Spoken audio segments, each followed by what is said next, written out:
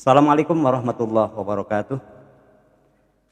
Bismillah, alhamdulillah, wassalatu wassalamu ala rasulillah wa ala alihi wa sahbihi wa mawalah. Wala hawla wala quwata illa billah. Para pemirsa semuanya, alhamdulillah pada kesempatan hari ini kita kehadiran Bapak Kepala Kantor Kementerian Agama Kabupaten Cilacap yang tentunya ini merupakan nikmat dari Allah Subhanahu wa taala. Beliau ada kunjungan ke kantor KUA Kecamatan Sidarja. Mari sebelumnya kita sapa dulu beliau. Assalamualaikum warahmatullahi wabarakatuh. Waalaikumsalam warahmatullahi wabarakatuh. Sehat, Mas Solik, alhamdulillah. Baik. Alhamdulillah Pak, sehat, selalu sehat Pak, semangat. Amin, amin, amin. Semangat, Ya, semangat. Pak. Gini Pak, salah satu program Kementerian Agama bahkan merupakan program nasional adalah tentang moderasi beragama Pak ya. Moderasi beragama. Jadi kadang-kadang masyarakat masih tanda tanya antara moderasi dengan toleransi beragama. Sebenarnya kan ada perbedaan Pak ya antara moderasi dan toleransi beragama. Lalu bagaimana Pak program dari Kementerian Agama Pusat yang direalisasikan ya di Kabupaten Cilacap Pak, khususnya di Kementerian Agama Kabupaten Cilacap, programnya apa aja Pak? Terima kasih bahwa kita ini sedang giat-giatnya membangun program Kementerian Agama, mengimplementasikan program Kementerian Agama Pusat dari 7 prioritas program Kementerian Agama. Salah satunya adalah moderasi beragama. Moderasi beragama ini menjadi grand design dari sebuah program untuk membangun pemahaman agama sampai dengan pengamalan agama yang moderat. Jadi yang namanya moderasi beragama itu bukan agamanya yang dimoderasi. Agama sudah moderat, tetapi adalah mindsetnya, cara pandang sampai dengan bagaimana pengamalan agama itu agama yang moderat. Kalau toleransi ini bagian dari moderasi beragama. Jadi bagaimana implementasi itu di tengah-tengah masyarakat kita, khususnya di Kabupaten Cilacap dapat dilaksanakan. Kita sudah jelas bahwa agama kita sudah mengajarkan untuk berpikir dan mengamalkan agama secara moderat. Tetapi kadang masyarakat kita atau kita ini dalam melaksanakan agama ini masih belum moderat. Moderat itu artinya tengah-tengah. Ibarat sebuah bandul ini bahwa dalam pelaksanaannya ini ada selalu di tengah-tengah, tidak miring ke kanan atau miring ke kiri, atau yang sering disebut dengan ekstrem kanan atau ekstrem kiri. Jadi kita itu beragama yang berada di tengah-tengah. Maka dari itu program ini terus dikembangkan karena punya dampak yang sangat penting khususnya dalam kehidupan keberagamaan. Sekaligus sesungguhnya substansi dari agama itu sendiri adalah bagaimana mengamalkan agama secara tengah-tengah, tidak condong ke kanan dan condong ke kiri. Hanya orang sering salah paham kalau moderasi beragama itu agamanya dimoderasi. Agama kita sudah moderat. Dalam pengertian Islam misalnya kita punya wa kadzalika ja'alnakum ummatan wasatan. Kita umat yang ada di tengah-tengah. Dalam konteks ini maka bagaimana pranata kehidupan kita ini khususnya dalam bidang keagamaan ini bisa dibangun sebuah kehidupan yang harmoni, kehidupan yang tidak ekstrem kanan dan ekstrem kiri. Saya kira itu Mas Solik. Jadi sasarannya siapa itu Pak dalam program ini Pak? Ya Moderasi semua beragama? umat beragama. Oh, Semua bukan umat hanya beragama. Islam Pak ya? Oh enggak, Kan umat beragama itu semua ada 6 agama kita ini, ada Islam, Katolik, Protestan, Hindu, Buddha, dan Konghucu. Semua umat beragama ini harapannya dapat memahami dan mengamalkan agama ini dengan mengambil jalan tengah. Karena kalau kehidupan kita ini dalam konteks keagamaan tidak mengambil jalan tengah, maka kehidupan masyarakat kita, sosial kita ini dalam tanda petik mendapatkan ancaman di mana kehidupan kita bisa terjadi disharmoni. Bayangkan Mas Oleh, kalau ada sekelompok orang misalnya gitu ya, yang punya pemahaman ekstrim terhadap agama. Mereka menganggap dirilah yang paling benar, dirinya yang paling beragama, dirinya lah yang paling misalnya tanda petik bertuhan, dirinya yang paling tanda petik ini masuk surga. Dengan menafikan atau meminimalisir pemahaman keagamaan orang lain. Kalau itu mending sampai dengan merendahkan cara beragama orang lain, pemahaman agama orang lain, apalagi kalau sudah sampai menganggap orang lain itu tidak bagian dari pengamalan agama yang benar menurut perspektifnya dia. Bahkan ada yang kelompok yang disebut dengan takfiri, orang yang tidak sesuai dengan keyakinan pemahamannya adalah orang kafir. Ini lebih luar biasa, lebih bahaya. Di mana apalagi ditambah lagi orang kafir itu halal darahnya dialirkan. Muncullah yang namanya terorisme, muncullah yang namanya radikalisme. Kalau pemahaman orang itu begitu semua, maka bisa saja terjadi disintegrasi, perpecahan dalam masyarakat sosial kita, maka tidak terjadi harmoni, malah bisa saja terjadi perpecahan. Tidak hanya perpecahan, bisa pertumpahan darah. Ini yang bahaya sekali. Padahal kita ini selama misalnya satu, kita sama Tuhan kita, sama Nabi kita dalam konteks agama Islam, maka yang disebut dengan ukhuwah Islam. Tuhannya Allah Subhanahu wa taala, nabinya Muhammad sallallahu alaihi wasallam, maka itulah dibangun namanya ukhuwah Islam.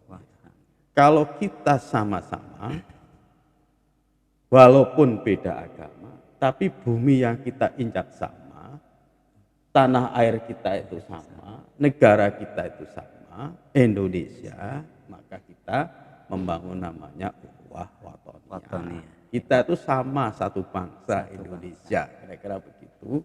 Dan negara kita yang dibangun oleh para pemuka agama dulu dan sudah menjadi kalimatun syawa, menjadi satu kesepakatan bersama kita ini, menjadi kata yang sama untuk negara kita Indonesia. Jadi negara kita itu dibangun itu dari berbagai ragam tokoh agama, sehingga lahirlah yang namanya Indonesia.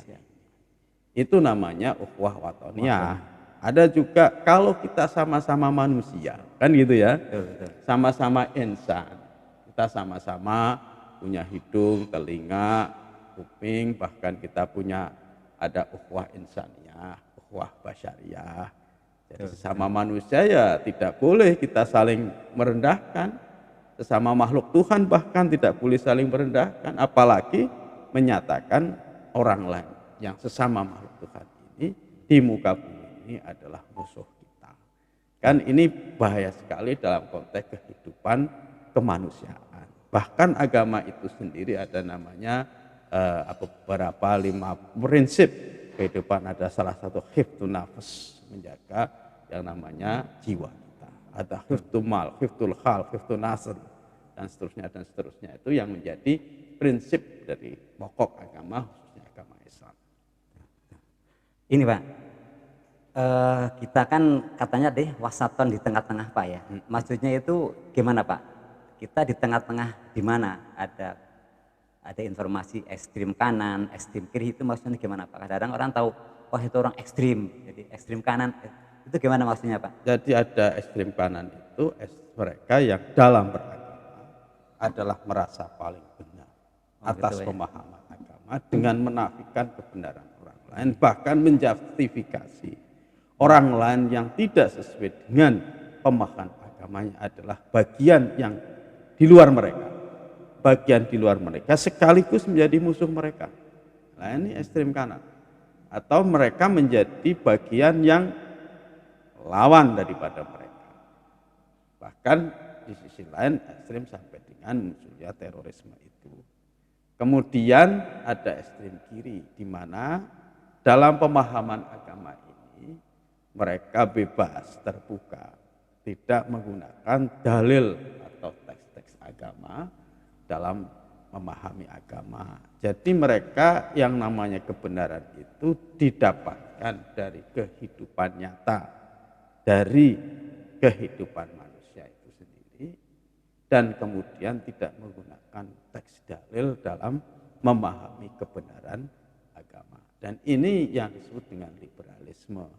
Kalau yang pertama itu justru menggunakan dalil teks, tetapi tekstualis dan skriptualistik. Dalil itu dipahami apa adanya sesuai dengan teks, tidak dikomprehensifkan atau tidak dikontekstualisasikan dengan kehidupan sosial kemanusiaan. Jadi ada orang, sekelompok orang yang memahami dalil itu apa adanya, letterlek lah kira-kira begitu, sebagaimana yang ada dalam teks itu, sehingga mereka memahami teks itu bersifat hitam putih atau berkacamata kuda, kan gitu. Padahal fenomena kehidupan sosial ini bersifat dinamis atau berubah. Mungkin zaman dulu tidak ada HP, zaman dulu tidak ada mobil, zaman dulu tidak ada motor, zaman dulu tidak ada masjid yang tertutup seperti kita, tidak ada AC, dan perkembangan sosial yang berubah ini dalam memahami agama masih dengan kacamata teks yang waktu itu lahir zaman dulu, tetapi dalam cara pandang yang sangat tekstualis. Teks itu hanya sebagai bagian dari kita mengambil keputusan hukum untuk disesuaikan dengan tentu kondisi-kondisi sosial yang berkembang, yang selama itu bukan merupakan prinsip-prinsip dasar-dasar agama yang sudah secara jelas dinyatakan dalam teks itu. Kira-kira Yang ekstrim kirinya Pak, itu kan ekstrim kanannya ya. iya. Yang Tadi kiri, saya memahami fenomena sosial secara apa adanya, tidak menggunakan teks, bakal terbuka, yang kebenaran itu didapat dari kehidupan yang bebas gitu. Gampang akan Pak ya, gampang akan ya, ya. betul, gampang akan begitu. Ini juga bahaya. Jadi yang mereka, namanya sholat tidak penting, yang penting berbuat baik gitu bersama. ya. Bisa begitulah. Itu Kira-kira termasuk Pak. begitu. Ini salah satu dari bagian dari ekstrem kiri, yang ekstrem kiri Pak ya. Mereka tidak menggunakan dalil teks untuk kehidupan sosial. Nah, kita berada di tengah berarti Pak ya. Kita berada di tengah. Jadi teks itu dijadikan sebagai rujukan dalil kita dengan tanpa kita melihat kondisi sosial masyarakat, fenomena alam, dan juga perubahan-perubahan sosial yang terjadi. Ini Pak, Bapak kan sebagai Kepala Kantor Kementerian Agama Kabupaten Cilacap. Jadi kalau moderasi beragama kan program nasional Pak ya. Betul. Lalu bagaimana di Kementerian Agama realisasinya dalam program-program ini Pak? Termasuk kegiatan-kegiatan di kantor Pak, termasuk mungkin kan ada di sekolah, ada di bidang penyuluhan, atau ada di pesantren. Lalu moderasi beragama ini sejauh mana Pak sudah dilaksanakan di Kabupaten Cilacap? Oh ya betul, jadi ada persyaratan khusus yang ditetapkan oleh Pak Menteri, Gus Menteri kita ini, bahwa yang menyampaikan tentang moderasi beragama adalah mereka yang sudah mengikuti pelatihan moderasi beragama. Gitu, Pak, ya. Untuk itu maka kita sampaikan dalam konteks penguatan moderasi beragama secara permukaan. Misalnya kita membentuk yang pertama adalah penguatan moderasi beragama bagi guru-guru pendidikan agama Islam, bagi guru-guru madrasah, bagi para penyuluh, bagi ASN dan non-ASN pada Kementerian Agama. Ini sudah kita lakukan secara bertahap. Kita sisipkan materi-materi moderasi beragama dalam kehidupan, dalam konteks pelaksanaan tugas-tugas kita, rapat-rapat, koordinasi, dan seterusnya. Dan kita juga minta kepada kepala KUA, para penyuluh, khususnya kepala KUA, saat akan melakukan ijab kabul, sisipkanlah semangat moderasi beragama dalam kehidupan kita. Jadi juga kita punya angkringan moderasi beragama. Cilacap Pak ya? Cilacap, namanya angkringan moderasi beragama Serandil, yang sudah dihadiri oleh Pak Direktur Penais waktu itu, dan juga oleh pengurus FKUB dari pusat juga datang, dan kita juga akan sudah membentuk agen-agen moderasi beragama di desa-desa yang harapannya nanti agen moderasi beragama itu diberi tugas oleh kepala KUA, oleh kepala kantor Kementerian Agama untuk mengidentifikasi kemungkinan munculnya potensi orang atau kelompok orang yang punya pikiran yang tidak moderat, punya cara beragama yang tidak moderat, yang eksklusif, tidak terbuka. Dan ini penting sekali, apalagi Cilacap ini orang belajar sekarang tidak hanya memanfaatkan, tidak hanya berguru kepada kiai pengasuh pesantren atau musola masjid seperti zaman kita dulu, tapi ngajinya lewat media medsos, sehingga kadang-kadang mereka taunya itu. Ini maka bisa koordinasi sangat kepala KUA melalui para penyuluh kita. Agen moderasi juga para penyuluh, ASN Kementerian Agama, nanti semuanya akan kita jadikan agen moderasi beragama. Di sisi lain kita juga akan melaunching, besok tidak pakai lama, 1000 Majelis Taklim Moderasi Beragama. Jadi akan kita launching, akan kita hadirkan ketua-ketua Majelis Taklim se-Kabupaten Cilacap, akan kita sedikit beri bekal tentang moderasi beragama, sekaligus kita launching 1000 Majelis Taklim Moderasi Beragama. Moderasi beragama bagi Majelis Taklim sangat penting, agar Majelis Taklim kita ini memposisikan dirinya sebagai Majelis Taklim yang moderat, Majelis Taklim yang tidak mudah dimasuki oleh tanda petik konten-konten yang memungkinkan munculnya semangat ekstremisme, apalagi radikalisme, apalagi terorisme. Dan yang keempat, kita juga sedang membangun kampung, insya Allah kampung kerukunan. Ini beberapa yang sedang kita inisiasi, dan kampung kerukunan ini juga bagian dari semangat moderasi beragama. Jadi paling tidak ada 4 prinsip moderasi beragama. Yang pertama adalah tadi toleransi. Toleransi itu artinya kita menghormati atas perbedaan dan keragaman yang dimiliki oleh masing-masing. Yang kedua, adanya komitmen kebangsaan, semangat ber-NKRI. Yang ketiga, anti kekerasan, dan yang keempat adalah melestarikan budaya lokal yang itu tidak bertentangan dengan agama. Saya kira itu, Mas. Oke, para pemirsa semuanya, itu yang bisa saya sampaikan pada podcast pada hari ini. Semoga bermanfaat. Sekian, akhirul kalam. Wassalamualaikum warahmatullahi wabarakatuh.